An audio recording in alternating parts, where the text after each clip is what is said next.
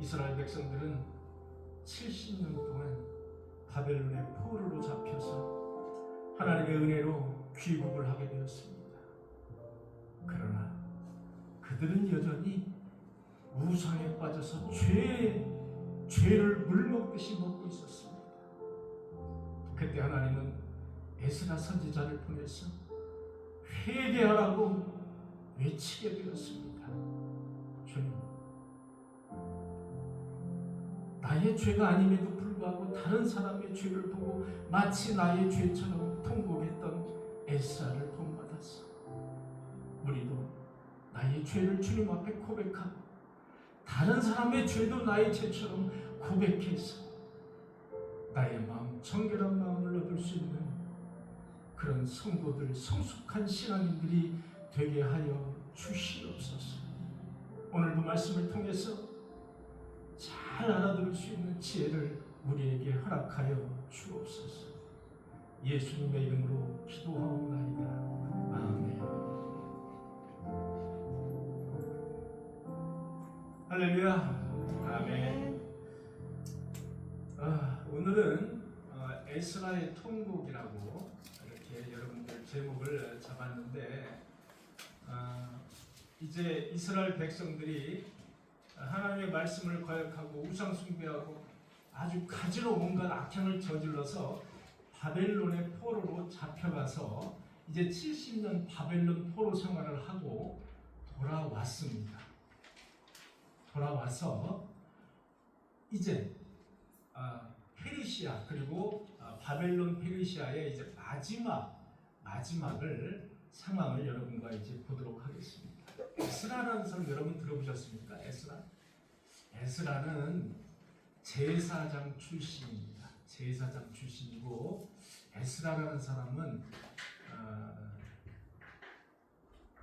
율법가라고 볼 수 있습니다. 그러니까 하나님의 말씀을 잘 지키고 율법을 가르치는 사람, 이렇게 이제 보면 되겠습니다. 제사장 출신에다가 율법가다, 이렇게 이제 보시면 되겠습니다.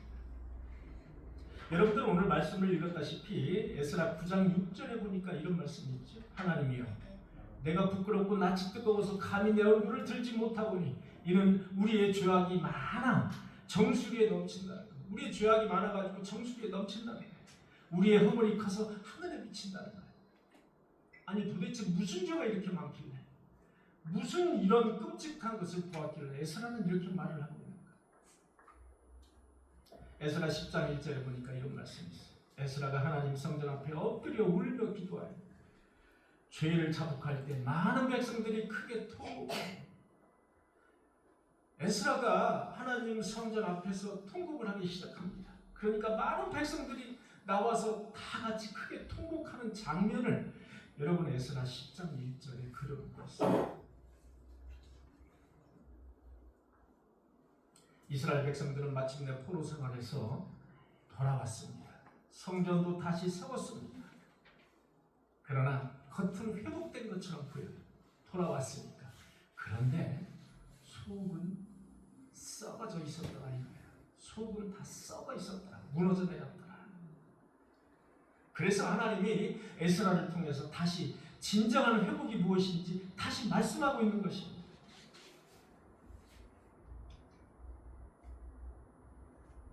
진정한 회개는 무엇인가?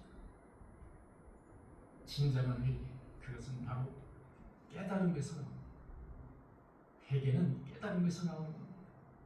에스라는 자신의 죄뿐 아니라 백성들의 죄를 보고 하나님 앞에서 통곡했습니다. 성전 앞에서 울며 죄를 자복하였습니다. 우리의 죄악이 정수리에 넘쳤다고 했습니다. 오늘날 우리도 마찬가지입니다. 죄를 보고도 죄의식을 느끼지 못하는 큰 것이 더 큰 죄라는 거예요. 그렇다면 에스라는 왜 이렇게 통곡했을까요? 왜 이렇게 에스라는 통곡했을까요? 무엇을 보고 저렇게 통곡했을까요?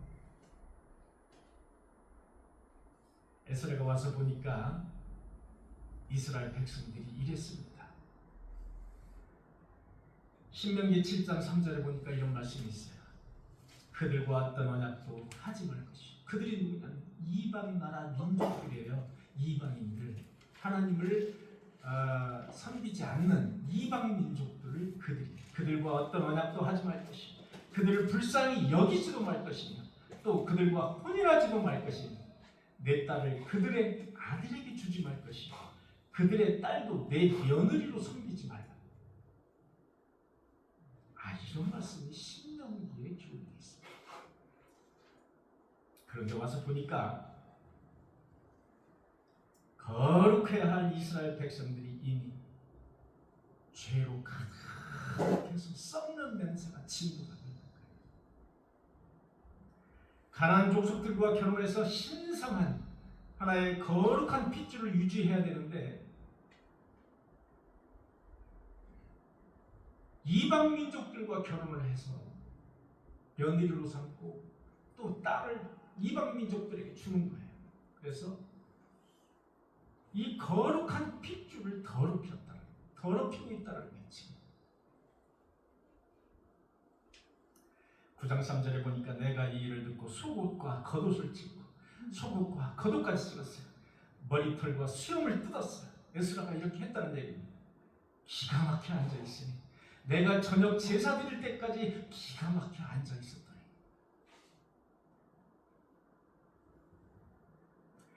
여러분 9장 1절 이하의 말씀을 제가 이제 간단히 요약을 하면 이렇습니다. 이스라엘 백성들과 제사장들과 레위 사람들마저도 이들이 누구예요? 이스라엘 백성들과 제사장들과 레위 사람들이 누굽니까? 지도자들이에요.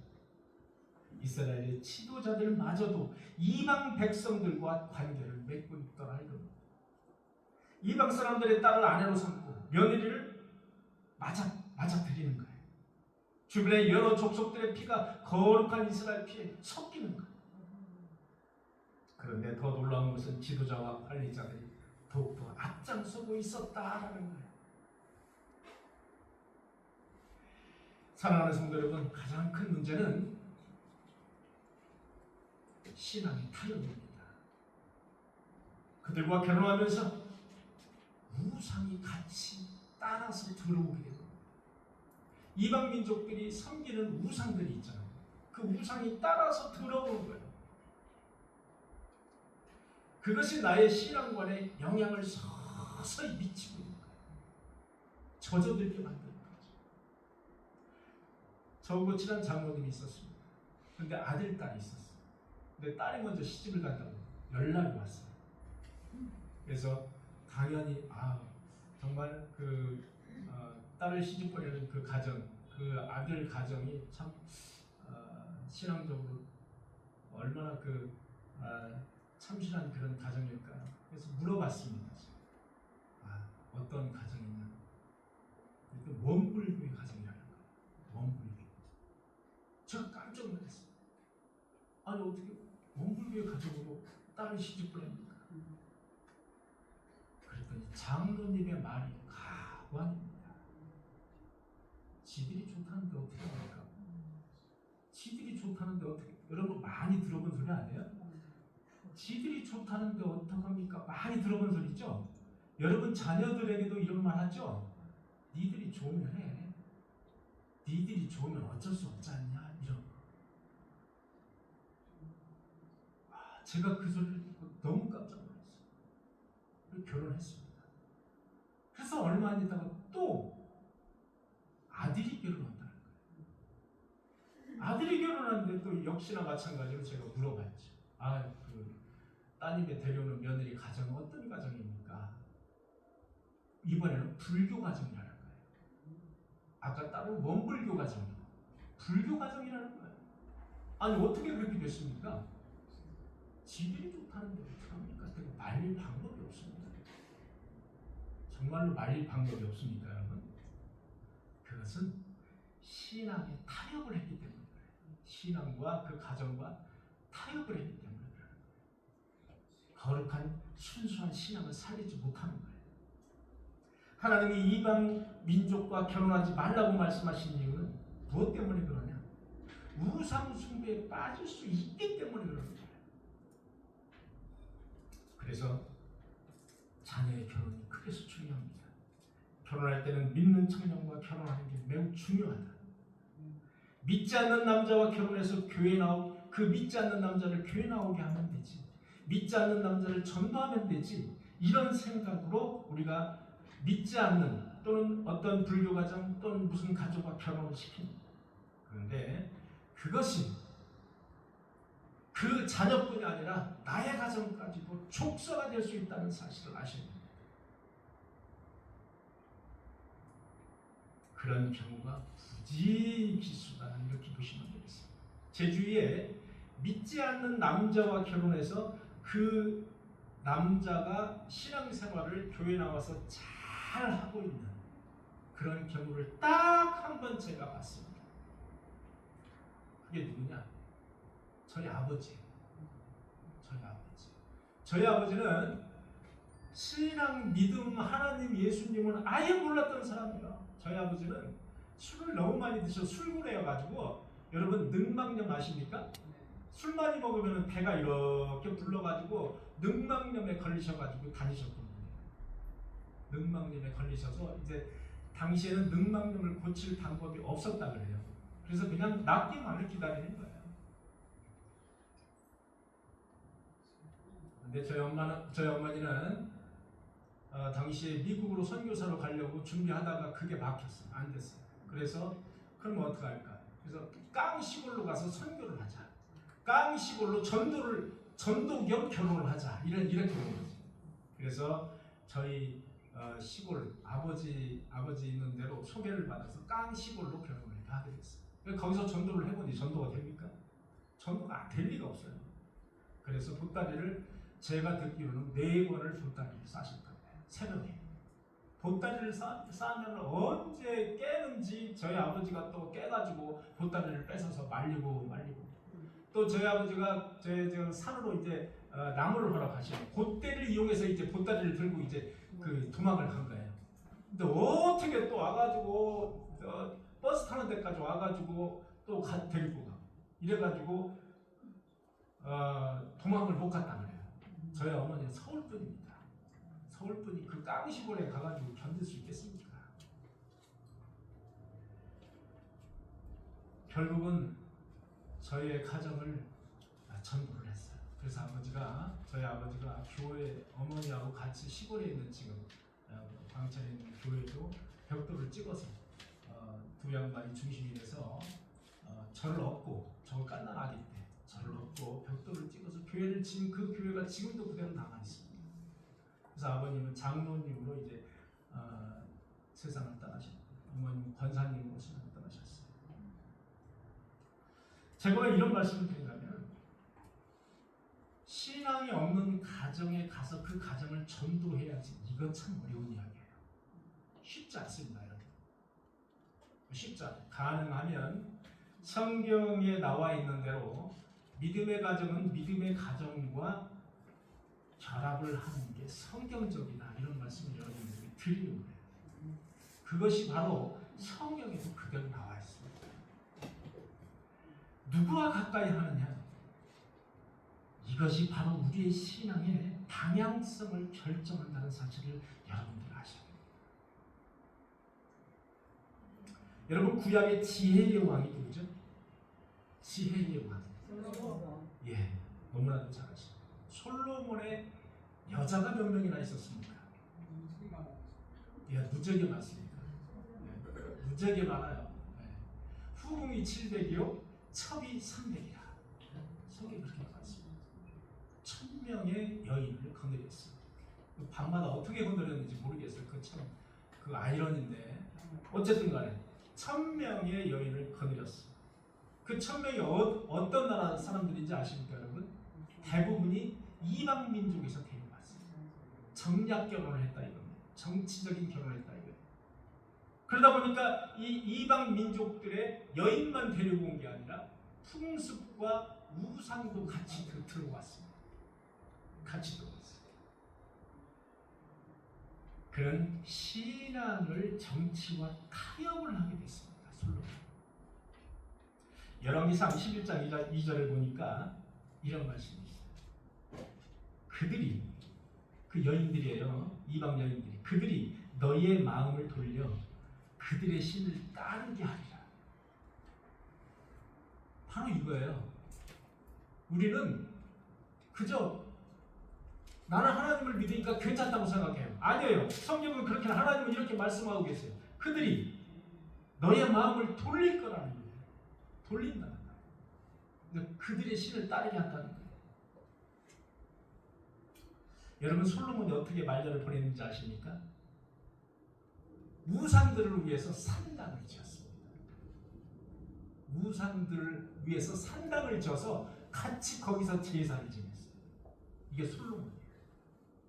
여러분 그래서 솔로몬을 극단적으로 싫어하는 그 목사님들, 신랄하게 비판하는 목사님들을 보면 솔로몬은 말년에 개같이 아주 나쁘게 그렇게 묘사하는 경우가 많아요. 그렇게 하나님으로부터 여러분 솔로몬이 어떤 왕입니까? 다윗 임금의 아들 아닙니까? 다윗의 예루살렘 성전을 다윗이 짓고자 했는데 그것을 하나님이 짓지 말라 그래서 결국 솔로몬이 이제 짓게 된 거 아닙니까? 모든 제목과 모든 것을 다 준비해서 솔로몬이 그냥 짓기만 한 겁니다. 그냥 앉아서 그냥 받아만 먹는 거예요. 하나님으로부터 지혜를 얻은 그 아주 무엇보다 값진 지혜를 얻은 왕 아닙니까?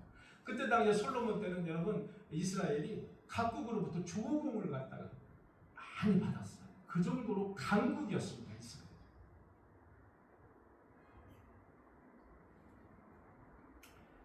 성경은 이렇게 말하고 있어요. 솔로몬에게 그는 하나님 여호와 앞에 온전하지 못하였느니라. 온전하지 못한 왕이 됐어. 실패한 왕이 됐다 그래요. 그래서 어떻게 됐습니까?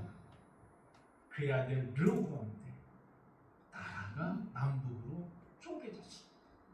그래서 어떻게 됐어요? 북이스라엘도 얼마 있어서 망했고 남유다도 얼마 있어서 멸망하는 사태가 벌어진 거예요. 그게 바로 솔로몬의 책임이 큽니다. 솔로몬 임금의 책임. 그 많은 후궁을 거느리면서 그 많은 우상을 다 들여온 거예요. 사랑하는 성도 여러분, 우리 인생도 마찬가지입니다. 별거 아니겠지. 아이 그렇게 네 잘하면 되지 서로. 여러분 그게 아니라는 거예요. 바로 우상은 우리의 신앙과 믿음을 갉아먹는다는 사실이에요. 조금씩 갉아먹는다는 거예요. 그래서 우리의 신앙을 무너뜨린다는 거예요. 그것을 꼭 기억해 주시기를 바랍니다. 여러분의 에스라는 선지자는 남의 죄를 자신의 죄처럼 통곡한 사람이에요. 여러분 당시에 더 심각한 것은 지도자들이 먼저 이 죄를 졌어요. 지도자들이 앞장서서 죄를 졌어요. 여러분 한 나라가 무너지는 징조가 뭔지 아십니까? 지도자들의 부패예요. 지도자를 보면 알 수 있어요. 그 나라가 잘 될지 안 될지. 그런데 당시 이스라엘은 지도자들이 먼저 죄를 지었다는 거예요. 앞장서서. 에스라 9장 2절에 보니까 방백들과 고관들이 이 죄에 더욱 으뜸이 되었더라. 여러분 에스라는 죄의 당사자가 아니었습니다.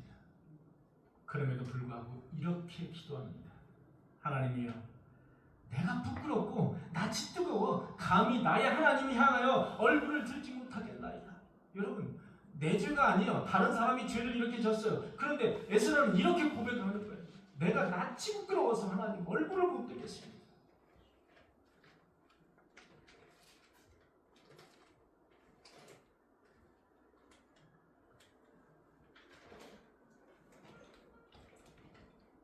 에스라는 그들의 죄가 아니라 바로 나의 죄 때문이라고 고백한 사람이에요.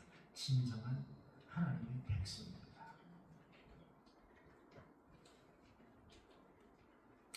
에스라가 하나님 성전에 엎드려서 통곡하면서 기도할 때 많은 백성들이 모였어요. 그리고 그들이 함께 통곡을 하는 장면이 나옵니다. 결국 에스라 한 사람의 통곡이 뭘로 이어졌어요? 많은 백성들의 통곡으로 이어진 거예요. 회개로 이어졌다 이겁니다. 그리고 그것이 결단으로 이어졌다는 사실이에요.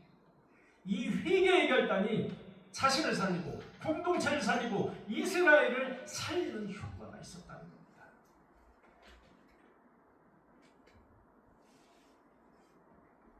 어떤 결단을 했는가? 에스라 10장 17절에 보니까 이런 말씀이 있어요. 첫째 달 초하루에 이방 여인을 맞이한 자의 모든 것을 조사를 마칩니다. 그냥 회개하고 감정적으로 눈물을 흘리고 그친 게 아니에요, 여러분. 여기서 결단을 내렸어요. 어떤 결단?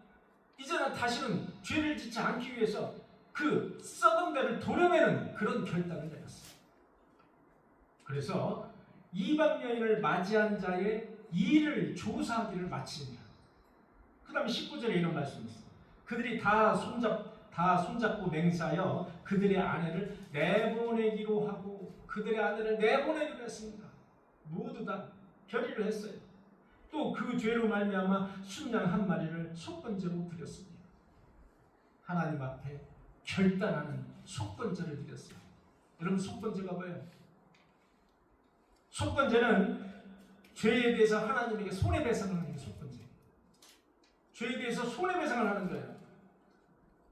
속해주신다, 죄해주신다가 속자고요. 그거는 허물건자예요. 허물을 제하여 주신다. 그래서 하나님에게 희생 순양 한 마리를 속건제로 드렸어요.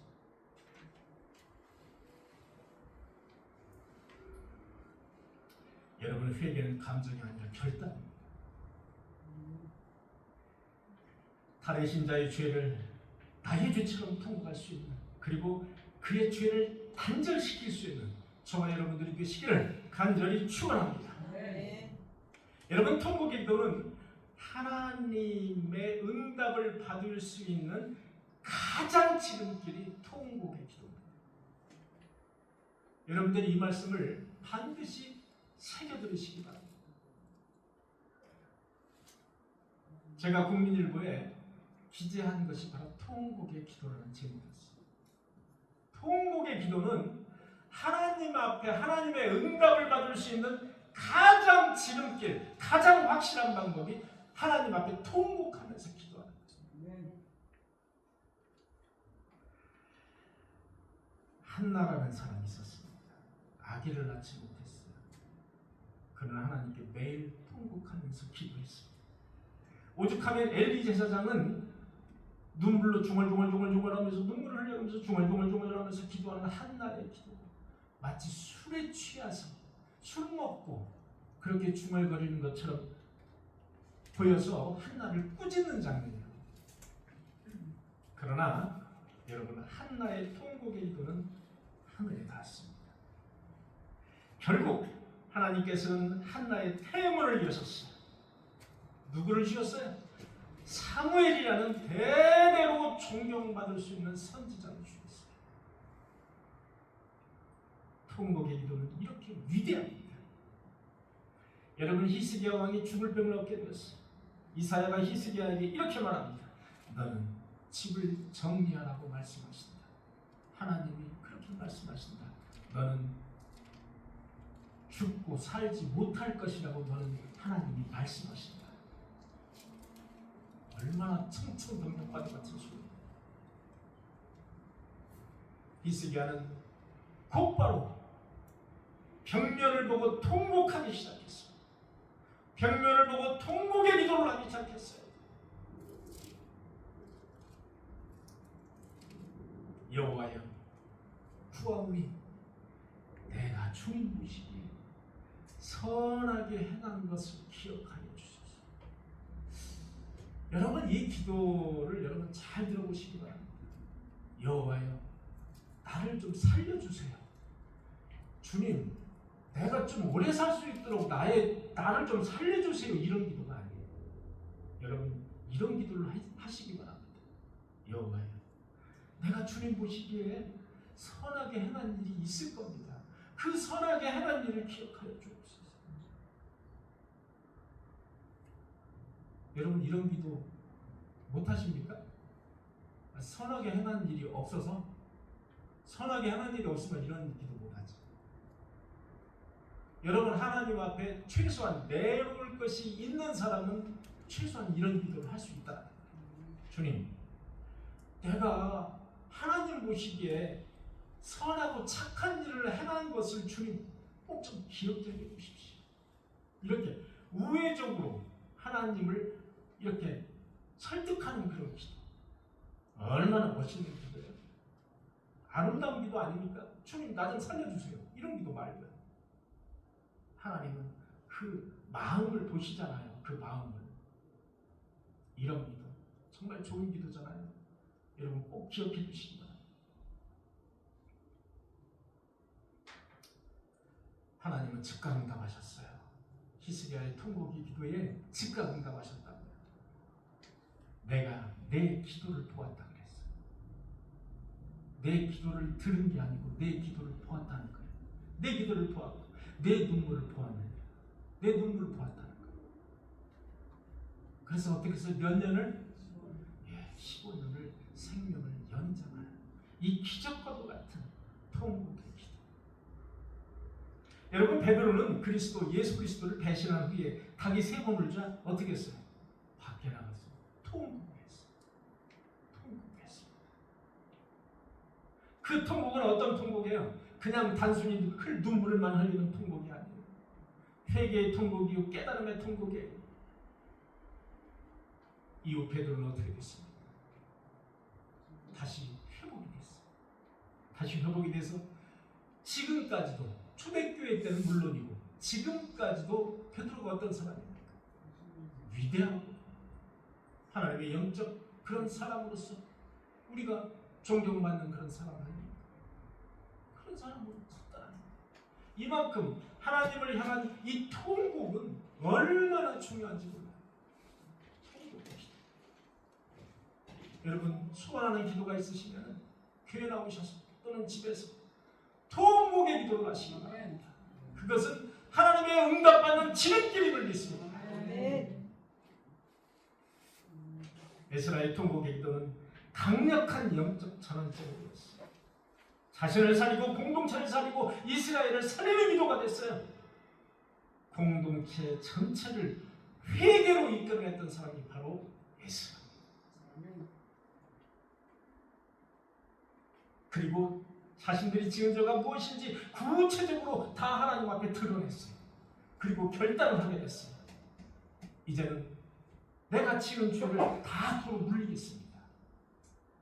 이런 결단이 있어야 돼요. 그런 결단을 이끌어냈던 바로 그게 에스라의 통곡의 기도였습니다. 이 사건은 이스라엘 정체성을 회복시키는 데 아주 중요한 계기가 되었습니다. 그리고 하나님의 백성으로서의 거룩성을 회복하는 아주 중요한 계기가 되었다는 겁니다. 사랑하는 성도 여러분, 나의 죄로 인해서 통곡하는 마음, 그리고 다른 신자의 죄를 보고 나의 죄처럼 통곡하는 마음, 에스라처럼 그런 믿음의 신자가 되어서 저와 여러분의 가정을 구원하고 사회를 구원하고 그리고 더 나아가서 이 나라를 구원하는 저와 여러분들이 모두 되시기를 간절히 축원합니다. 기도하시겠습니다. 주님, 에스라는 자신의 죄를 위해서 자신의 죄 때문에 통곡한 것이 아니에요. 다른 사람의 죄 때문에 다른 사람의 죄로 인해서 마치 자기의 죄인 것처럼 그렇게 통곡의 기도를 하나님에게 올렸습니다. 그리고 결단을 했습니다. 하나님이 들으셨습니다. 하나님께서는 다시 이스라엘의 정체성을 회복시키셨습니다. 다시 이스라엘을 구원하셨습니다. 주님, 우리도 하나님에게 소원하는 통곡의 기도를 통해서 가정을 구원하고 사회를 구원하고 이 나라를 구원할 수 있는 우리 인도원 꿈에게 성도들이 되게 하여 주시옵소서. 예수님의 이름으로 기도하옵나이다. 아멘.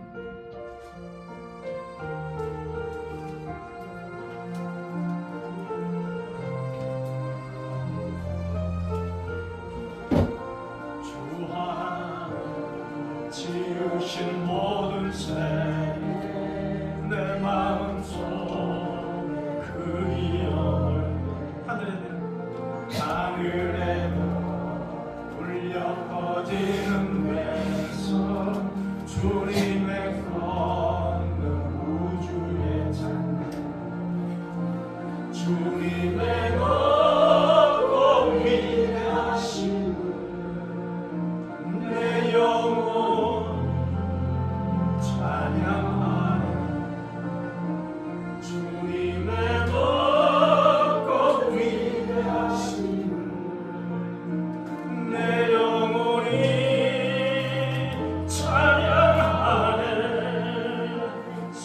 속이나 험한 산 골짜기에서 지저귀는 저 새소리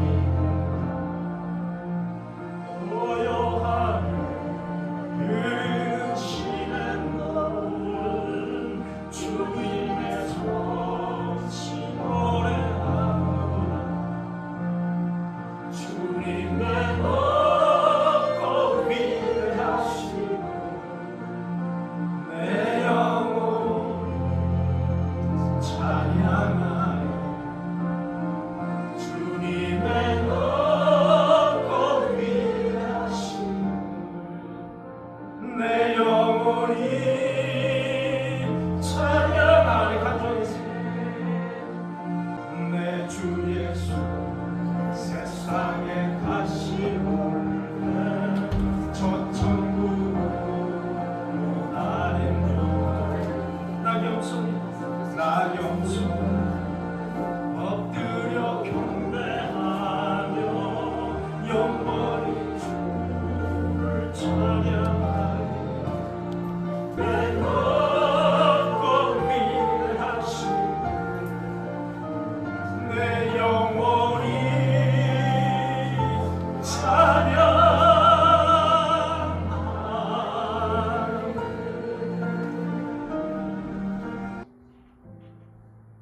에스라가 하나님 성전 앞에 엎드려 울며 기도하여 죄를 자복할 때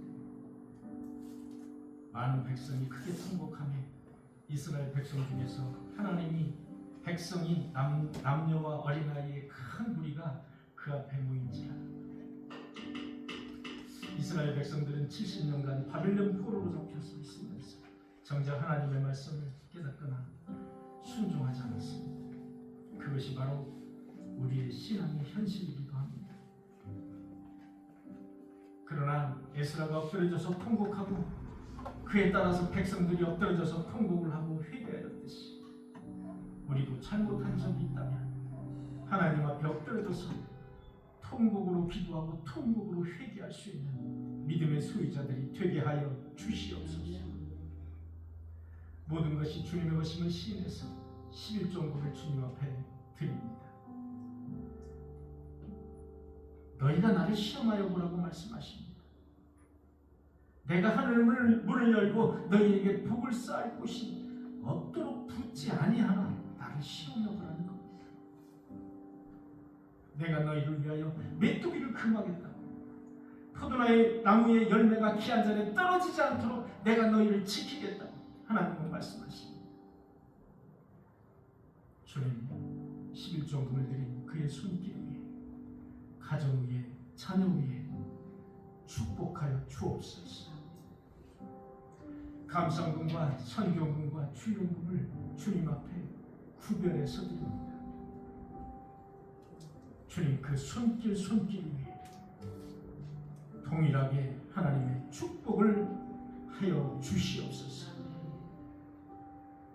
특히 선교금 아직 복음을 알지 못하는 그런 사람들에게 복음을 전하는 데 기이 사용할 수 있도록 주님께서 인도하시고 시시때때로 은혜 베풀어 주옵소서. 그래서 그들의 영혼이 전도를 받고 다시 하나님 앞에 돌아오는 귀한 역사가 있게 하여 주시옵소서. 사랑이 많으신 주님, 다음 주에는 우리가 교회 야유회를 준비하고 있습니다. 그리고 5월 첫 주에는 성신항복대회도 준비하고 있습니다. 교회 야유회를 통해서 하나님이 지으신 창조의 이 아름다운 세계에 감탄하고 그리고 하나님에게 영광 돌릴 수 있는 귀한 자리가 되게 하여 주옵소서. 성신항복을 통해서도 하나님에게 무한한 영광을 돌릴 수 있는 귀하고 아름다운 자리가 되게 하여 주시옵소서. 몸이 아픈 성도들을 기억하시고 예수 그리스도의 보혈의 피로 회복의 역사가 있게 하여 주옵소서. 해문이 열리기를 소원하는 기도가 있습니다. 하나님이 원하시는 못할 일이 없습니다. 주님, 태문이 열려져서 하나님께 영광 돌리는 역사가 있게 하여 주옵소서. 개척교회에서 힘쓰고 애쓰니 하나님이 보실 때 얼마나 큰 기쁨인지, 나중에 천국에서 얼마나 큰 상급으로 보상해 주실지, 우리 신성정 목사님을 통해서 보여주신 하나님, 여기까지 수고하며 땀 흘려 봉사하는 우리 성도들의 눈물을 주님께서 기억하시고 나중에 큰 상급으로 갚아 주시옵소서. 예배를 위해서 여러모로 힘쓰고 애쓰는 성도들이 있습니다. 그 손길 위에 축복하여 주옵소서. 이 헌금이 사용될 때마다 오병이어의 풍성한 열매가 있게 하여 주옵소서. 이제는 우리 구주 예수 그리스도의 한량없는 은혜와 하나님 아버지의 극진하신 사랑하심과 성령님의 내주인도 역사 교통하심, 오늘 나와서 예배하는 모든 성도들 머리 위에, 자녀 위에, 가정 위에, 그리고 그들이 영위하는 일터 위에, 그리고 이 나라 이 민족 위에, 각지에서 하나님의 영광을 위하여 일하는 모든 지체들 머리 위에 지금부터 영원토록 함께 하시기를 간절히 축원하옵나이다. 아멘.